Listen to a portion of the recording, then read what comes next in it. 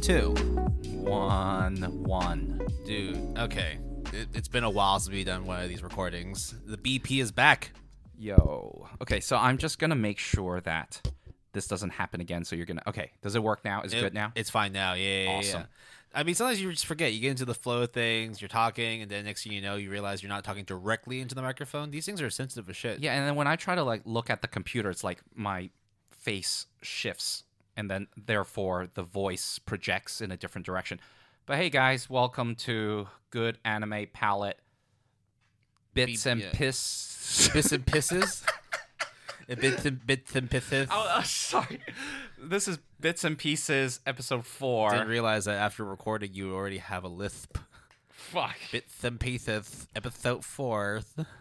So for context, not with the lisp, but Will and I just finished recording a numbered episode, and we have some time to spare, and we thought we would just shoot the shit while we wait for a later time so Will can go to his dinner, and I will not just be sitting in my room staring at the ceiling. Yeah, let's see how this goes. This could be 30 minutes. It could be an hour. I mean, dude, like, we just talk some shit, man. So you mentioned that it is great that we're actually doing the BP in person, because when we do it remotely, we couldn't see each other. I mean, I guess we could turn on like cameras, right? But Yeah. it's kind of like, It's not the same. It's definitely a little more artificial, right? At least this, you have like visual cues. It's easier to bounce things off, like off the cuff. I mean, so I can do this, yeah, right? you can. I mean, like I'm just gonna blank that, censor that, but you know, Pixelate that just shit. for everyone, Jason exposed himself to me Yo. with 2 fingers. Yeah, calling you out, buddy. All right. Man, so I think it's a good time to maybe just have a quick chat about like how we're moving our sort of episodic direction, because for Yeah, the I actually longest don't know time- what we're talking about. I'm Yeah, excited. So for the longest time, for like at least the first season, like we were very like focused on trying to go over specific themes, tropes, characters, producers, directors. There was always like one specific thing that we wanted to talk about. But after a while, I think what at least from my experience was that it's not so much like a brain drain where we're just, you know, going after like every genre, every topic, everything, and then like eventually the well runs dry. It was more sort of like, what kind of way do we have some consistency yet variety with each season? And so I think, you know, one of the things you suggested was, you know, to bring more episodic kind of like episodes, recordings per season. So Right. like, one of the ones that you brought up was the anime cleanup, Exactly. which you will have found out by the time the relevant episode drops. And then there's a few other ones like for like the end of we're season. going to reveal all of them? Well, I mean, one of them we already have, which is the end of season awards, right? That one's going to be a mainstay. The GAP season finale. We Yes, will of course. always have that. But there's, every 12th numbered episode. and then like throughout those other 11 episodes, like there's going to be, you know, still the typical like thematic, like tropish kind of discussions, but there's going to be like new kinds of episodes, new things that we will roll out and hopefully take on as like a more consistent format. I mean, I think one of the things that we didn't quite anticipate, although it just flowed kind of naturally, was the fall episode premieres. Because originally we weren't going to do any of that. And then all of a sudden we're like, why don't we do that? Yeah, I think initially maybe it was just, you know, at least for me, we didn't necessarily want to go too far down like fall analysis, spring some analysis, like going over seasonal stuff because everyone does it. But at the same time, it's also like, Yeah, everyone does it. But yeah. it's like you hear what, you know, like iPatch12 talks about, you hear what Anime Man talks about, you hear what Gigak and whoever the hell else in the Anitube world is talking about. Mother's But, like, Basement. Yeah, but it's We're also name dropping a bunch of people that don't give a shit about us. yeah, like, but at the same time, it's like we want to talk about like what our perspectives are on this, right? Like, every season that comes out, we kind of just talk about one seasonal or like a couple seasonals, and then that's usually it. We don't necessarily like kind of flesh out more of the seasons. Like there are, like, for example, like this season, I'm only watching 2. There's only Right. 2 seasons I'm watching right now, which is like the Realist Rebuilt the Kingdom and Ideten Deities. No Only Peace. Yeah, those are the only 2 that I'm watching right now. I'm technically watching a bunch, but I have not been keeping up with it because of homework and other mysteries and just other just IRL obligations. But I think when it comes to the fall premiere in particular, I think what happened was one of your colleagues at work asked you what is like the new show to watch. And then you kind of, I think you threw a name or two, but then we got to the point where we're like, also, why don't we just do it all in one go, give our initial impressions, and the ones that we keep, we might update it here and there at our leisure. So I think it's like over the last year, like whenever like a new season came out, people were just like, people ask me, people ask you, what should we watch? It's like, oh, you should totally watch, fucking Jujutsu Kaisen. You should watch Wonder Egg. You should watch Horimiya. Yeah. You should watch Akudama Drive, Vivi, Jobless Reincarnation. Right, but these are all shows that came out as seasonals over the past year. Right, I think like the earliest one being Akudama Drive at the end of last year, and then that's fall, yeah, and then that's around the time when we started actually doing the GAP podcast. Wow, time has flown by so fucking fast. Yes, it was January 26th. I remember uploading that episode. Yeah, Jesus Christ, it's been wow. What a journey so far. And hopefully it will be a long one, honestly. We have a lot of content that we want to roll out. Of course, the thing is, that does mean there's going to be a lot of work that goes behind the scenes. Jesus Christ. Okay, okay, I think we're going to talk about the same thing. But I want to hear, what are you going to say? I was going to say, like, we planned so much in advance that we're kind of good for, like, a year or two. At least till 2023. Exactly. And people think we're crazy. But that's the thing. I wanted to sort of like dive deep into that madness where we put so much time into researching, into consuming all these shows, and then like off air when we're not recording, when we're not watching shit, when we're actually like working on the talk. Like, what has been the most intense or like the most memorable, like whether good or bad, experience you've had in terms of doing research, in terms of doing homework, or in terms of maybe writing a docket? Because there's one for me, which actually there's two for me, but one that sticks out like easily, and I think you know what I'm talking about. So, do you want me to reveal like how many? I mean, like as many as you want. I mean, we have a whole like however many. But you're asking me, Will. Well, I'll give you the example that I have, and hopefully that will give you an idea of like what you need to talk about. When we were preparing for the sports anime episode, like for the longest time, it wasn't like I was holding back from watching sports. It just wasn't necessarily a thing that like I gravitated towards. So like we're talking about like Kuroko no Basket, talking about Haikyuu, talking about Hanabado or whatever sports anime, like I just hadn't really watched it. But because we had it coming up as a discussion topic, I needed to do research for it. And so like you very, very clearly remember like the 3 to 4 day spree that I had just watching Haikyuu. It was like, hey, I'm really tired, Jason. I was like, why? I was like, I was up till 3 a.m. watching Haikyuu. I couldn't stop. And then I was like, you could stop. It's like, no. I watched that one episode, and then now I need to watch the next season. Like, I just have to. Like, within 4 days, I've watched 60 episodes of Haikyuu, all the way from the beginning of season 1. Respect. Through to the end of season 3. That was, like, on average, 15 episodes per day. That's crazy, dude. Like, if we were just going to say, like, 25 minutes per episode, like, 15 per day, that's, wow. That's okay, so I'm going to call you out on this. I need to get this off my chest.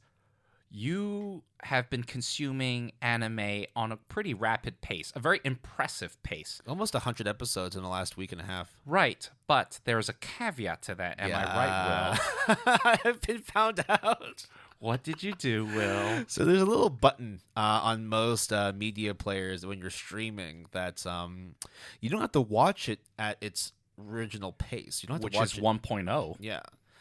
Now, for me, if I'm needing to watch a lot of a specific series, let's say there's like 11, maybe even like 24 episodes or something, watching all of that in one go is going to take a lot of time. I mean, just watching 3 episodes already is like an hour and 15 minutes. So rather than just watching it at regular speed, I decided to crank it up just a little bit to 1.25. And I think at one point it was 1.5, right? And then it wasn't fast enough, so I just said to go to 1.5. Crazy, dude. Like, And then 1.5 wasn't fast enough. I think 1.5. really? Yeah, I watched some of Asobi Asobase and also some of Clannad on 2 times speed. what? Asobi Asobase was Yeah, at 2 times speed? but it just made it even more chaotic and hilarious for me. Okay, so like I can't do that. Like I just can't. I've nothing against you doing that because you did consume a lot, and It was weird as fuck though. But, it's not. I do not recommend. Okay, the fastest I would recommend is 1.5, and even then, that's still pretty chaotic. But it's like the high pitch voice, which could have already been high pitch already due to the way that anime voices usually are. Then, for example, like maybe less for you, Will, but I watch quite a bit of slice of life stuff, which is like calm, serene, slow pace, just chill. And that fast forward, it doesn't make sense. I'll let you in on something. Oh God, here we go. So Princess Jellyfish is 11 episodes, right? Yeah. So 11 episodes. If you were to watch it like normal speed, it's about 5 hours. Sure.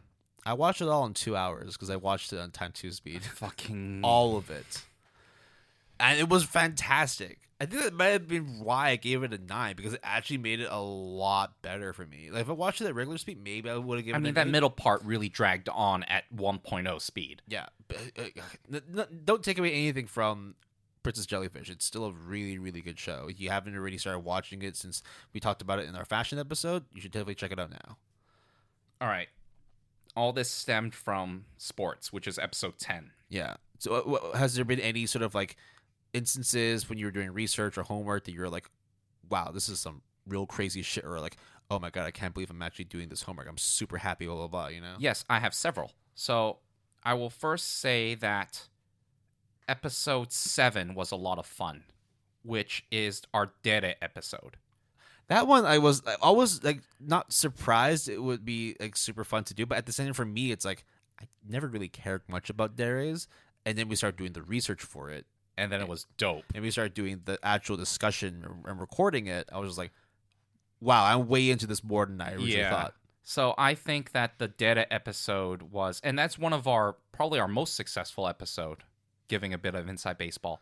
But it was a lot of fun to like make, basically, because it's just cool. One of the episodes that we recorded, which like in retrospect, like, it's still a really good recording. I definitely really enjoyed it, but one where I was like, I was going in thinking this is gonna be a fun episode to do. We really like this genre. It's gonna be great. But then as we started recording it and started finding out, actually, some of the stuff in it's not that wonderful. Yeah. It was episode 8. Yeah. Yeah, I already know what you're gonna say. Yeah. Like horror in anime was such a bitter pill to swallow because as much as like we love the horror genre and we love anime, it was just really hard to find a lot of good horror anime. And it's really hard to really convince people that you should watch horror. Most people don't like horror. Most people don't like to be scared, right? They want to feel uncomfortable. They don't want to feel on edge. And I feel like, on the other hand, if you are into horror, you would have checked it out, like Higurashi. Okay, I would say Higarashi, just for old time's sake. Just to bring back the memories. Yeah, but like When They Cry, which is Higurashi, like you must have checked it out. Like there's no way you would not check it out if you talk about anime horror. Or if you want like anime like horror manga, right? Like Uzumaki. Exactly. Like how can you not talk about Junji Ito? Like if you say you like horror in anime/manga form and you do not know the name Junji Ito, you're a fraud. Yeah, the thing is, like, you don't have to watch it because you want to be scared. It's some of the art from Junji Ito is fantastic. It's beautiful in like the most grotesque way possible. And so, like, again, like we've talked about this before, but I'm kind of worried about how the anime adaptation for Uzumaki is going to turn out. I'll see how it goes. It's Halloween, right? Yeah. Of next year. Yeah. Ugh. Like, oh, it was awesome that the trailer dropped, and then afterwards, like, thank you for watching the trailer. Now watch the show when it airs in 2022. So on Adult Swim as well. Yeah. So one of the episodes that I actually wish I could kind of redo, or though when I think about it, I don't know how I would redo it, is episode 3, which is adaptations. Because I think when you talk about each adaptation, there are some that we just didn't touch, like visual novels, or and it's impossible to conquer all these different domains, or just manga. What can you talk about manga? Or just like, okay, it's original, okay, but so, like, in a sense, like a lot of people, and sometimes even ourselves, don't really care about where the source comes from. Like when I see the source is a light novel, I'm like, okay, good, but I'm not going to read the light novel, so whatever. I think like one thing I do, and like I'm always like a culprit of it as well, is I always go on my anime list. I always go on Reddit, and I ask the question, so and so, anime versus manga, and then I just read the comments, and it always gears me towards like an answer that I knew was going to come, which is, oh, OG source is better, of course, right? If you're going to, it's like that's how I came about like the discussion about Golden Kamui and like our when we were talking about our mysteries in episode 17, right? Like I know that people are going to say that the manga is better, and it's true because of the fact that they don't cut any corners. Like it's the full fleshed out story, and then the anime adaptation has to cut quite a few things because some things just can't make it on air. And then of course the bears aren't 3D in the manga, but then like I did both. I've read the manga and I watched the anime, and I can like confidently say that outside of the 3D bears, Merits in both. yeah, you cannot like go wrong with either choice. It's just that there's always going to be people like whenever like I ask the question, okay, so like when I'm done with season 3 of Golden Kamui, where should I pick up in the manga? And every single answer is From the beginning. Start from the beginning and just read episode 1. And then you scroll down after like 30 comments, and then one person will be like, "Oh, you should just read from episode so and so. I mean, from chapter so and so." And then like the OP, the original poster of that Reddit post, would be like, "Thank you so much for actually writing down a chapter number and not telling me to start from the beginning." So I agree, definitely. And it is just sometimes it's an echo chamber when it comes to seeking advice online to a certain degree, especially when it's about an opinion of a show or opinion that is subjective. So then anyone can kind of weigh in. Even though, the pages of a manga is set in stone, you can say, well, you technically miss out on a lot of tidbits, or just start from the beginning and relive it. So, and they're both valid. There's also the people where like they go onto Reddit or to like my anime list like forums and be like, so and so show, is it good? Is it worth watching? And like those kind of questions, when you put it, It's useless. It's useless because like one, like it definitely promotes like discussion of spoilers, which thankfully the community is pretty good at masking. But at the same time, it's also like you're just doing this in a way to sort of confirm a specific bias you may have. Like maybe like for example, I go into something and say, I mean, it's literally called confirmation bias, right? Yeah. Like you just go in there and be like, oh, so like I tried to watch like okay, like for us, if we were to be like, what's the deal with Made in Abyss? Right, we know that there's gonna be people who like say the show's great, but we already know deep down that we don't enjoy it, so their opinions aren't going to shape or change like what we think about the show. Yeah, I understand that, and I agree with that completely. Like nothing taken away from Made in Abyss, like it's ranked appropriately, and it's also like very very highly revered within the anime community. I mean, bro, like we wax lyrical about Kevin Penkin all the time, but at the same time, it's like Kevin Penkin Fan Club GAP edition is 2 members. Yeah, I mean, like if you want, join the party. But that's co-president yeah. Will and Jason of the Good Anime Palette podcast section Kevin of Penkin, Kevin Penkin Fan Club. Yeah, we appreciate you, Mr. Penkin. But like Kevin, that's come on, Kevin, Mr. Penkin. That's the thing, right? Like, as much as like you want to try and like find answers, you know damn well that the answers you seek are not going to be in those forums because you already have your own bias. You already have your own pre-existing opinion of it. Yeah, so it's tough and to find the answer, as you said. Like, oh, where do I start off? I don't care about reading from the start. I just need to know where it leaves off.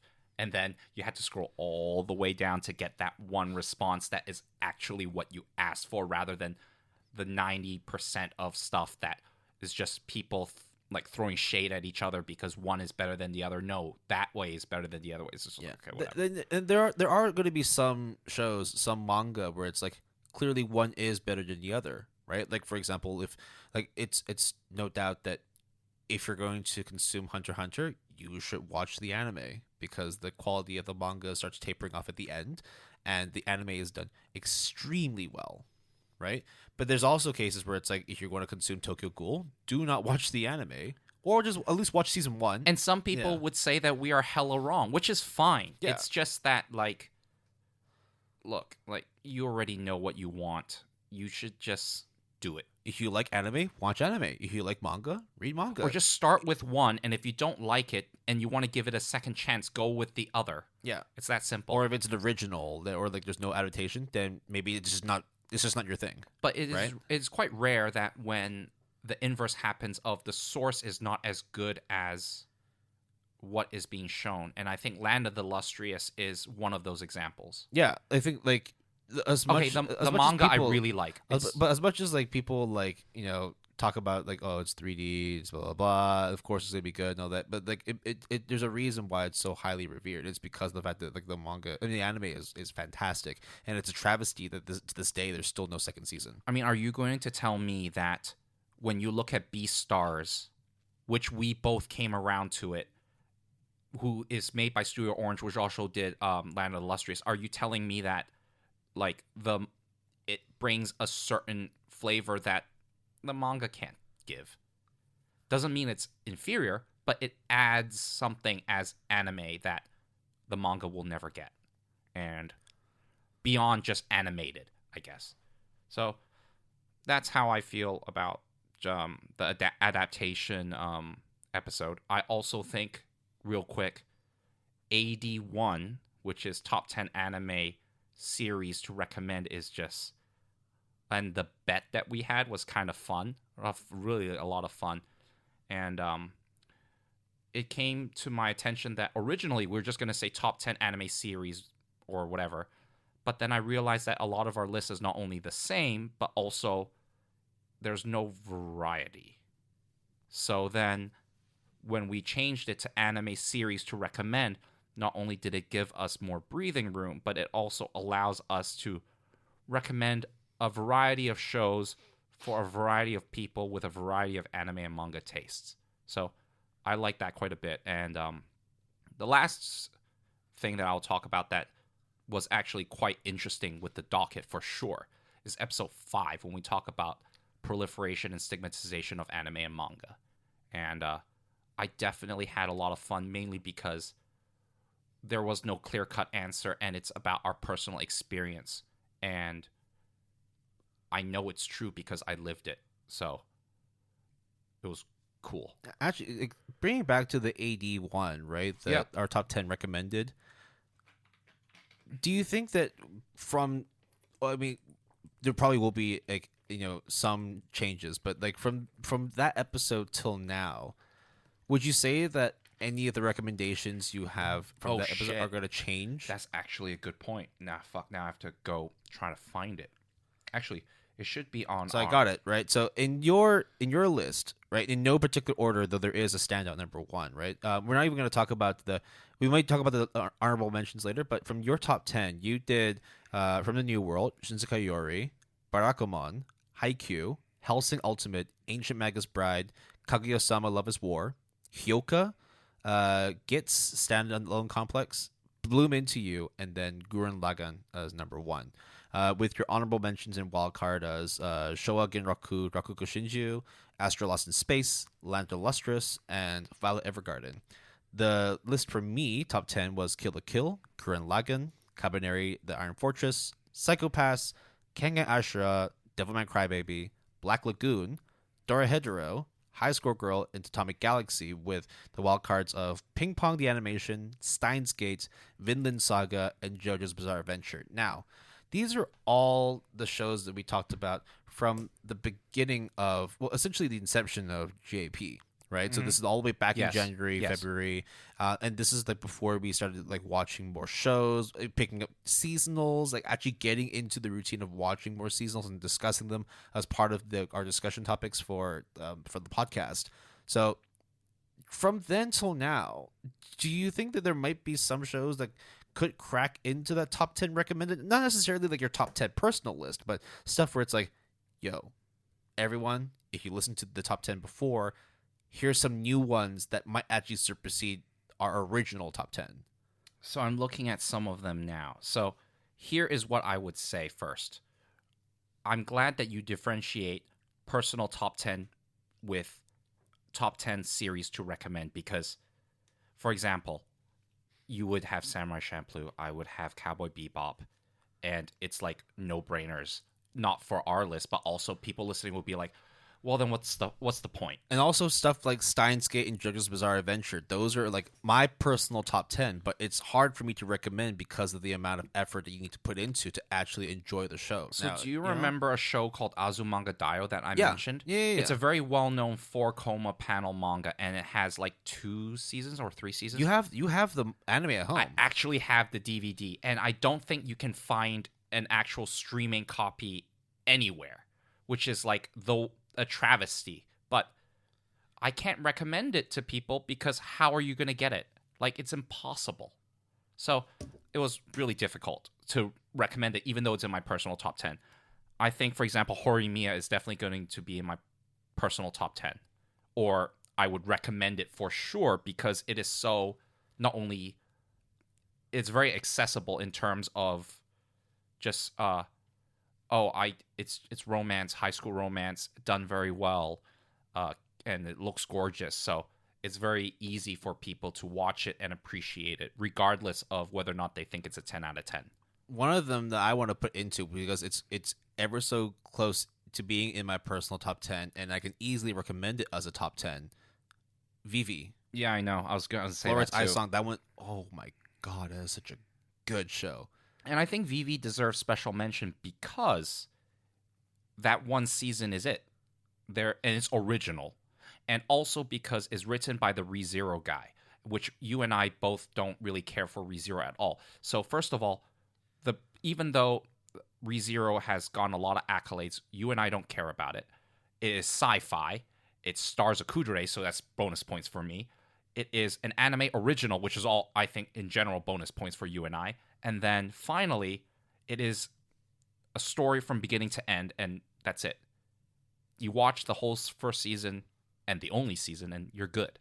And that is definitely going to be in my top 10. I mean, one thing that, despite our opinions of ReZero, one thing that Vivi does do that cements it for the writer of the whole series is that he's a really good writer. Yeah, dude knows his shit. Goddamn, Vivi, it's super, super good. And it's the fact that it's original as well is just like mind-blowing. It's not an adaptation from anything. The music is so good. I would say, like, if we were just to talk about music soundtracks, it's probably like my choice for best soundtrack of the year. Yeah, and I just feel like, how are you going to convince someone that, Sounds of Life Season 2 is a 10 out of 10 in my opinion, but then technically you have to watch Season 1 in order to get to Season 2, so Season 1 is still really, really good, and the statistics show that, but how are you going to do that? Like, yeah, it's like Steins Gate as well, right? Steins Gate, like, I fucking love the show, but the first 12 episodes are extremely dry, but then, like, afterwards, it's like a life-changing, pivotal moment, and like it's for me like a personal greatest of all time. But yeah, again, that's why we had to have that stipulation of the first season or the series as a whole. Yeah, like you can't just say like, oh, it's really, really good if you finished seasons 1, 2, 3, 4, 5 and then watch 7. But then we can't say like, I can't say like Monogatari because like, fuck, dude, like how are you going to conquer that titan? Well, and also, for example, like, dude, like we were super lucky to be able to get our hands on Garden of Sinners, but it's like, right? Like, how the fuck did that happen? Like that is like the stars are aligned. This is impossible. Like, how the fuck? But we did it. It's just crazy. But unfortunately, most people aren't going to be able to access it, right? So, that's just it. One thing I actually was surprised, and this is just like me looking back again, right? Like just retrospect. I'm surprised neither of us had Redline on our lists. No, there is a reason. You forgot. Is it just hard to find? No. Oh, is it? Well, we're supposed to do a top 10 Yeah. anime movies list, so we purposely ignored Yeah. all movies. That's why. Or else then a silent voice would be on there. Would your name be on there? No, Okay. not even close. Weathering with You? Nope. Oh, you didn't watch Boy and the Beast. Summer Wars would be on there. Actually, wait, I'm not gonna say it because we're gonna make that list. So Yeah. not gonna say it. We don't want to ruin the future, right? Or like people already know what we're gonna say, and it's like, well, It's like, all right. cat's out of the hat already. Cat's out of the bag. I don't know. Whatever. I'm just doing Cat in the Hat. Is it fat? Fat cat in a hat with a gat. I don't know. Oh, fuck. I mean, but there were shows that I recommend for 81 that I didn't put as 10 out of 10s. Like there were 9s, but they weren't 10 out of 10s, or even 8s, like Astro Lost in Space. I think Astro Lost in Space is a really good show. Fun watch. Very fun watch, but it doesn't crack that 9 or 10 for me. But if you were to say, yo, I watched Astro Lost in Space, I'll be like, yo, that's a fucking good show. You know your shit. Yeah. And that just shows that's like you've got a wider set of appreciation for manga and anime beyond the typical like romance, the typical slice of life, the typical shonens.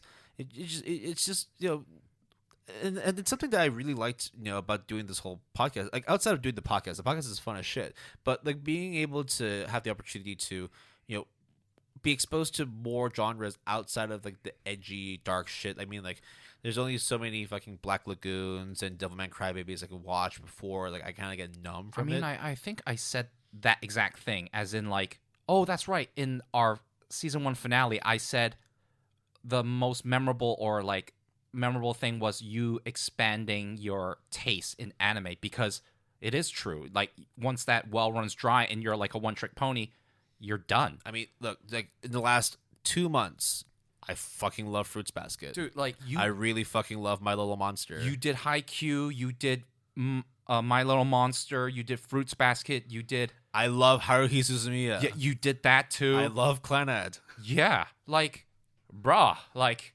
Whereas, like, there's stuff like Darwin's Game and Gleipnir, which is just basically, like, violent gore fests, but, like, I haven't watched them because it's just, like, there comes a point where it's just diminishing returns, right? You want to keep enjoying something that you like, but because you really have that preconceived notion that it's this kind of genre, it's this kind of style, therefore you should like it, you're watching it through tinted glasses, and you kind of have already, like, a prefixed expectation of it, and when it doesn't meet the expectation, well, why did I just waste like 12 episodes watching this shit? But then like I go into watching Haruhi Suzumiya or Clannad, like almost no exposure whatsoever to Kyoto Animation stuff outside of Violet Evergarden, and immediately just blown away by all the stuff that I missed out on. I mean, that's why when we were thinking of episode topics, we not only were thinking of episode topics, but we tried it to cross-reference it with shows that either you want to watch or I want to watch, or we want each other to watch, or we both want to watch. I mean, like, if it wasn't for like this whole like sharing of ideas and exposing each other to other genres, I mean, like I would have never watched Haikyuu. Yeah, you would have never watched Dorohedoro. No way. Right? I mean, no, maybe. But like it would be very far down the list. But now I told you very far. But now down. it's like it's a good show. And then you picked up the manga. And the manga's great. I'm still going through the manga at a very slow pace. I'm reading Die Dark. Fucking you need to read Die Dark. Yeah. Was it like Meat Buns or whatever it's called? Meatball sandwich, yeah. Meatball sandwiches, yeah. And manju buns, actually. Yeah. So there are several. But there's 2 volumes out now, dude, so... Goddamn. Okay, yeah, see? That's the thing, right? Like, and also it's like Chris, like, from our recent, like, fashion episode, who would have thought that I like Princess Jellyfish more than you? Yeah, I really did not expect to not like it as much as you do. I mean, you still like it, but it's like... I still like it. But for me, it's like, I immediately gave it a 9. Like, without question, gave it a 9. And, like, reading the premise and, like, watching the first episode, I was like, there's no way I'm going to enjoy this shit. And as soon as I started getting into episode 2, 3, 4, all the way through 11, okay, 9 out of 10, 4.5 out of 5 stars. Let's go. So, I got an email, which I get those kinds of emails maybe every, like, couple of weeks. We kickstarted The Girl from the Other Side from Wit Studios. And every once in a while, I get a Kickstarter update on like what they've been up to. Yeah. Dude, I'm so psyched. I think this is gonna be like a treat. I think. When is it airing again? I think they said technically March of 2022, but with Kickstarter they can get delayed. All right, so a few more months. Dude, we kickstarted that tier. Like, there's just so much like merchandise that's gonna come with it. My parents are gonna flip their shit. I just can't wait to see our names on the credits. Yeah, it's gonna be funny. It's gonna be like, well, shit. I already put in the credit thing already, so they know what we should do, and we probably will do, is that we're gonna record a watch along for this.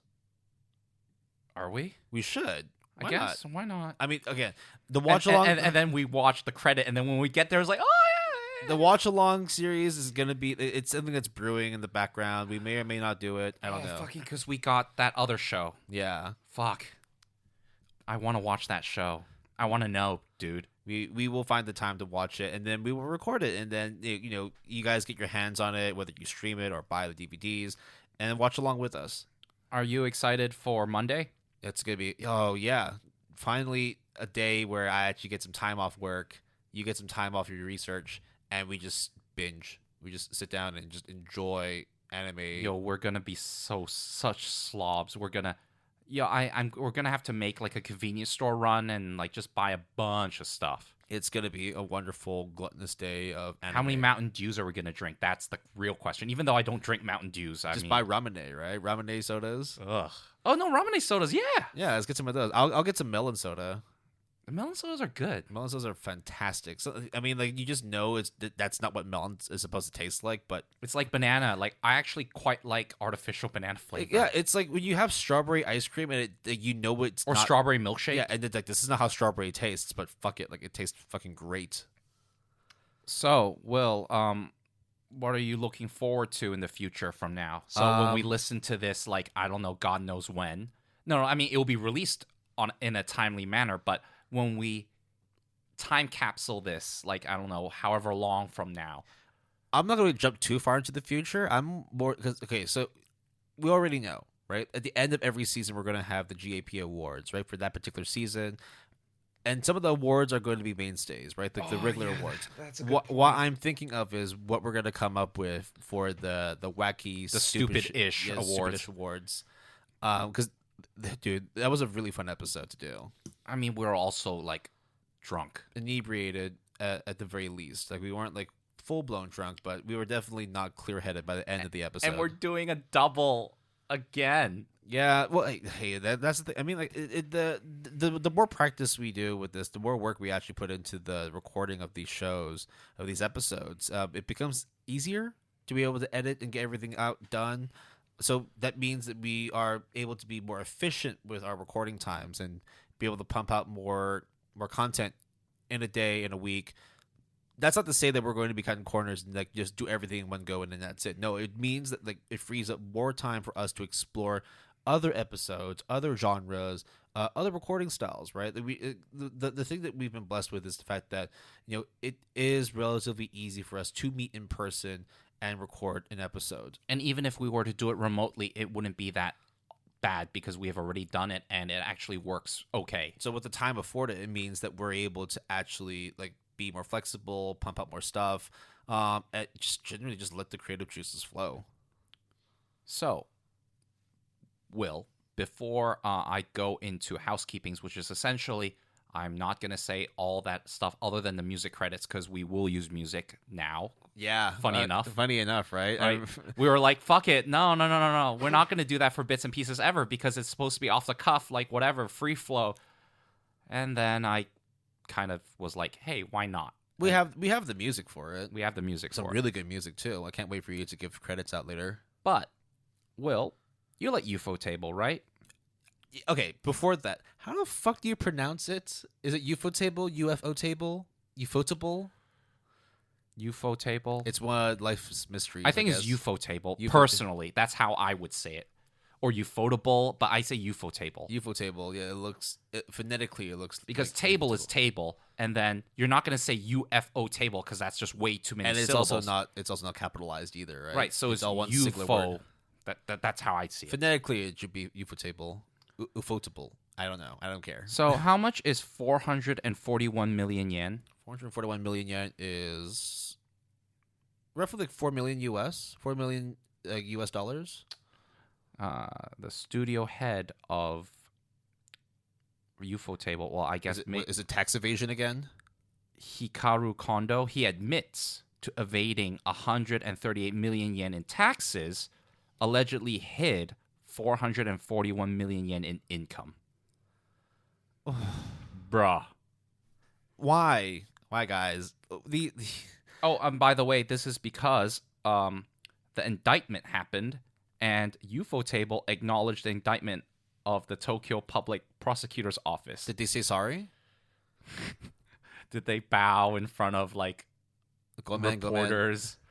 And then I don't know. Fucking. I won't make the mistake again, and then move on, because this shit happens all the time, and no one bats an eye. Yo, check this out. Okay, so he reported that last year Kondo, being the founder, I don't know if he's the founder anymore, purposely hid about 30% of the proceeds from some of Ufotable's anime-themed restaurants in Tokyo and stored them in a private safe at home. What the fuck? I don't. He eventually resigned his role as chairman. Okay. Well, of course, that's the least you're gonna do, right? Like, you get caught, and then of course you find the best way to exit so that less blood on your hands. It happens all the time. Oh, I made a mistake. I'm gonna step down. Oh, I accidentally funneled a third of my company's profits into my own accounts. Oh, I'm sorry. I'm not gonna work here anymore. Just because that's what the company the least deserves. What? No shit. Of course you're gonna step down. But hey, Ufotable is still a great studio. Hey, when are we gonna watch the three? Yeah. Bet right now. Tsukihime anime by Ufotable. Yes or no? You're like, is it happening or not? I mean, we saw that intro, right? And they did announce the remaster of the visual novel in PS4, I think. We saw the intro, right? It was fantastic. It was fantastic. Do you think that there will be an anime, yes or no? It's the only Type Moon property that I can think of that hasn't gotten the Ufotable treatment. Who did the original Tsukihime? I don't... Was it JC Staff, or was it... Oh, no, it wasn't. Was it Piero? Fuck. Let me have a look.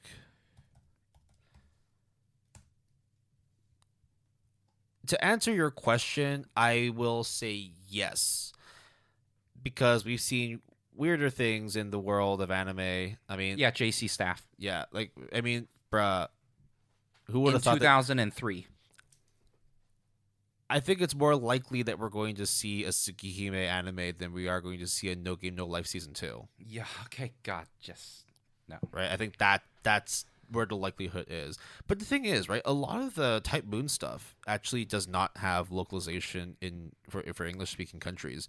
None of the Fate Stay Night properties, like Fate Stay Night, Hollow Ataraxia, the original Tsukihime, all the other visual novels they have, are all in Japanese. Even the games they release on PS4, Switch, and whatnot. I think Tsukihime might have a worldwide release because I think that's what they announced. But yes, you're right with the Fate Stay Night stuff, and also it's because this is then we're gonna be in the little gray area, which is fan translations pick up the bulk of the work. And in my opinion, if your fans are doing the work for you and you're fine and you don't you look the other way. And it doesn't cost you anything, and you can not attack them, but you could cease and desist them at any point. Why wouldn't you do it? Yeah, I think in the end, right, for them, if I think that's generally how Fate Stay Night became so popular, right? Okay, fine, the anime came out, but it was trash. But people who then gravitated towards the visual novel then had to go online to find unofficial fan translations, and look at it now. The Fate series is one of the biggest properties in the world of anime and manga. But it's done, right? Like, I don't know, man. like the 3 routes are done, right? For example, the 3 original routes are done. Oh, they've been done since 2004, whenever the hell the game came out. So like they No, I meant the Yeah. animes. yeah, so they've had the original one. They've had the one Unlimited Blade Works, and then they had Heaven's Feels, Heaven's the Feel. trilogy. Yeah, so basically like they had the original Studio Dean one for Fate Stay Night, Ufotable rendition of Unlimited Blade Works UBW, and then the 3 movies for Heaven's Feel. Actually, here's a better question. Do you think they'll remake Studio Dean's one? No, I don't think they will. I just don't see the reason why they would do that. I think right now, like the money that they're making from all the other Fate properties, I think what they want to do is just to bring in more fans. They don't need to like, and that's kind of like how we talked about the whole Netflix thing too. They don't need to appease the current fan base because they've already put enough money in. What they need is to have more fans, more people to sign up for any Type Moon stuff. So it was cool that like they did bring back Tsukihime. I mean, yeah, it was a remake, but it was like 20 years since the Tsukihime, and like nobody really talks about the anime because the anime kind of sucks. But like if they brought back a new Melty Blood, if they I mean, there is a video game, but yeah, well, yeah. I mean, I think the last one came out in 2017. I think. Yeah, I don't think they would redo Fate Stay Night. It just isn't. But yes, for Tsukihime. Yes, I think they will have a Tsukihime anime. I think so too. I think so.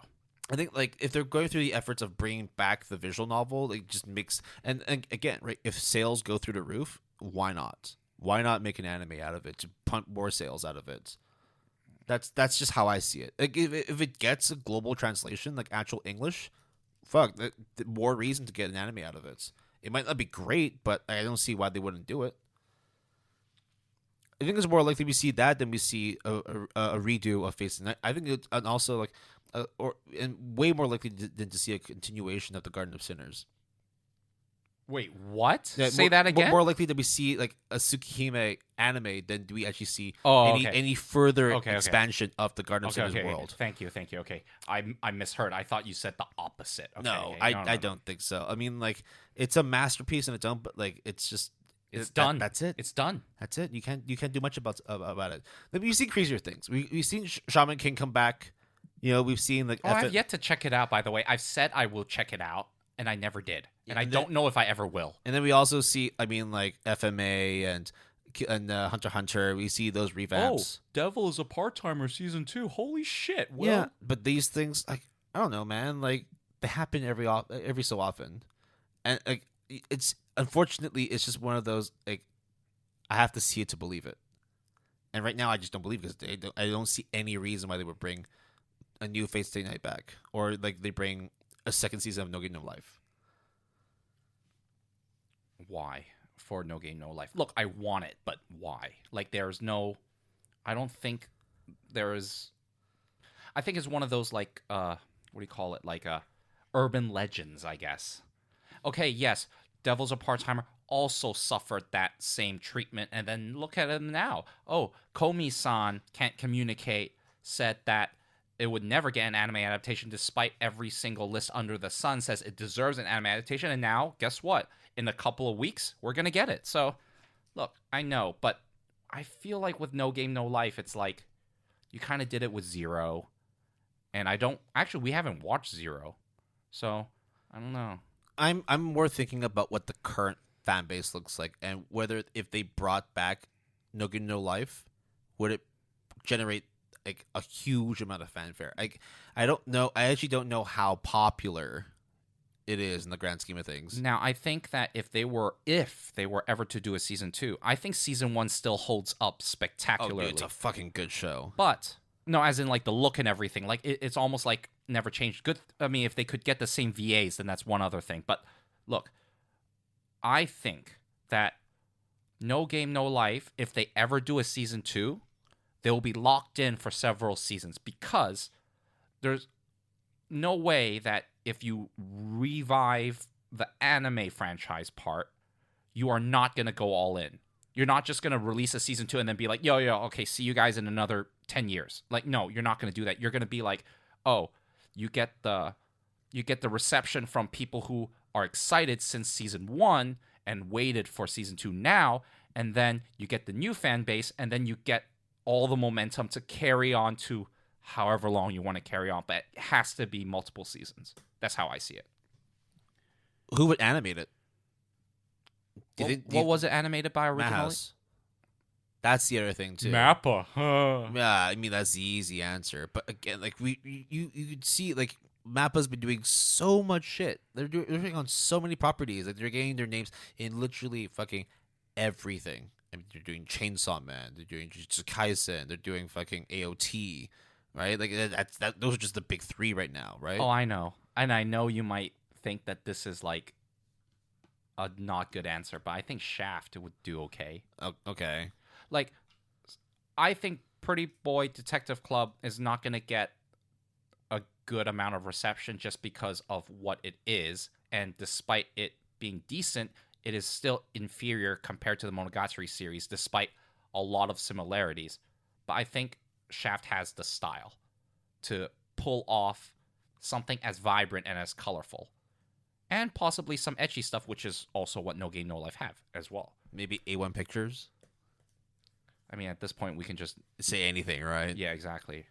I mean, you're not wrong. Yeah. Because A1 Pictures is very capable, like with Kaguya-sama and just fucking everything. So, like, they're all these studios are all good, but then they're all trying to compete in the same space. Actually, fuck. I mean, how much time can we got? I'd say we have like 5-6 minutes. Shit. Okay. 8 minutes at most. Maybe I don't know if I should mention it now, but there's just way too much anime out now, and I brought this up to you because the Anime News Network came out with an article saying, "Yo, there's way too much anime," and I've been harping on this, not just to you, but on the podcast since day one. Like, Christ, there's so many shows now. There's so many anime studios, yet animators are getting paid or overworked like crap, and everyone's trying to get the piece of the pie, and the pie is getting bigger, but at the same time, at what cost? Yeah, I think like okay, back on the No Game No Life thing as well. Yeah, like, okay. If you bring it back, you know that the hardcore fan base is going to be super excited, but I would also, be excited, but also anxious about it too, because look, we know damn well what we want to expect from No Game No Life if they brought it back for a season 2, but sometimes like your wishes aren't going to be met. Like they may drop the ball, they may not, produce it to the best of its ability. I mean, everyone was so hyped on Shaman King, and it's kind of just like no one talks about it now. I mean, like the Inuyasha sequel, Yashihime, like that one was super hyped, but it's like, yeah, I got a season 2, but like I don't hear anyone talking about it anymore. It's just the people like the old heads, the people who like watched it from the beginning and you're like, oh, I can't wait for this shit to drop, and then all of a sudden it just kind of falls by the wayside. I mean, I'll be very honest. Devil's a Part-Timer season 2, I am a little bit nervous. Yeah. Especially because the look is different, but I think the look is, in a way, more catered to modern taste and style, but I still don't know what to expect. So I'm quite worried about it, too. Yeah. Also, we haven't heard a single thing since the announcement, at least to my knowledge. There is other than the announcement trailer, that's it. Nothing. So I don't know what to expect. Yeah. The other thing about No No Life as well is like I don't know what the situation with the light novel is either. Oh, what? Let's see. I mean, I think it's just basically like from the looks of it, it doesn't seem like there's much like new material for it. It's the same way with the whole Kakegurui thing as well. There's just like it's been on like a hiatus or like just no new content's really come out for it for a while, and so like what is there to adapt? Or there is no like source material. I don't know what the situation is with the manga, but I mean like No Game No Life, the manga last came out in 2018. Yeah, I don't know. Like obviously these things are very tough because it not only involves multiple parties in terms of the source, the publishing company who owns the property, the royalties, and then the anime studios, and then you have staff, and then whatever. So it's like a huge endeavor. Yeah, I get it. There's a lot of logistical like planning that would be needed to be put in place in order for this shit to happen in the first place. And then of course it's like you don't know if it's going to succeed. Do you want to take that risk? I think there are people that feel that, yeah, I feel that No Game No Life could earn money and we could profit from it, but the amount of energy and resources and time and money that needs to be spent in order to make that a reality, despite the fact that it will be profitable in like some like guy who crunched the numbers, which doesn't exist obviously. I don't think people will do it because it's just such a huge mountain to climb. Whereas, like, they could just get the next hot isekai or the next like komi-san or whatever, or the next new manga or next to new light novel or anime original. Even I think in my opinion, and I know this is kind of weird, I would probably produce an anime original with a stellar cast and stellar staff over being responsible for No Game No Life and the pressure of No Game No Life season 2. Or you create like an adaptation for a new light novel and then bring in a new fan base, right? Like, I mean, that's what happened with Mushoku Tensei. So all game, all life. Oh. All right, everyone. That's the end of our Bits and Pieces episode 4. The only thing that I will say is that our music credits for this episode is Creamer by Timothy Infinite. On our outro music is Bam Bam by Yomoti. Our music is provided courtesy of epidemicsound.com. If you're interested in using Epidemic Sound as a service, we will have a referral link that will be provided in the show description. That felt weird, didn't it? Hey, off the cuff, unscripted, hey, let's just la-di-da this shit. And now we have proper like music credits for Bits and Pieces episode. Fuck. Whatever, man. Though the music's gonna be good. No, I'm not worried. When I was like kind of sighing, I wasn't talking about the music credits. I was just talking about what we just discussed, and just like, it's just like, what do you do in that situation? Well, I think in this kind of situation, it's whether the anime studios or studios in general want to bank on nostalgia. That's just how it is, right? Like a lot of shows outside of anime and manga, like we were talking like IRL, right? Like live action shit, movies, TV shows. There's a lot of fucking like rehashed shit. There's a lot of things that are being brought back from like 20 years ago, and that's just the way things are. People like watching things that they're familiar and comfortable with. Okay, Will. We are closing in on 1 hour, but we still have several minutes. Okay. I just remembered something. Why the fuck does Welcome to Demon School Aruma-kun has a season 3? Okay. There's a reason for it. People are idiots. No, okay. Okay, Look, we say that about like Beastar season 2, and then look what we say. And actually the Mal numbers is like significantly increased for season 2. I don't understand, but maybe one of these days we will understand. The other thing that I was really pleasantly surprised by is Shadow's House getting a season 2. I totally didn't expect any of that. I didn't particularly care that much about Shadow's House. Exactly. I mean, I thought it was fine. Iruma-kun was also kind of like, it's okay. But I'll pick Shadow House over Aruma-kun. I think I might pick Iruma-kun over Shadow's House. Oh, shit. But it's like very, very slightly above. I don't know. I feel very indifferent about both shows, to be completely honest. But they're still like decent shows. I mean, there's a reason why they got renewed for its second season. So go ahead and watch it. Like, I'm not stopping you. No one's gonna stop you. Yeah, well, that's it. Yeah, the only thing that's stopping us is time. Unfortunately, time stops everything. And time is up. Yeah. So thank you very much for listening to today's Bits and Pieces. We'll try and do a few more of these in the coming months. And, but who knows? Maybe we'll do several more. Maybe we'll do no more for this season. They could be shorter. They could be longer. No. None of this is planned anyway. Like this ending. Bye.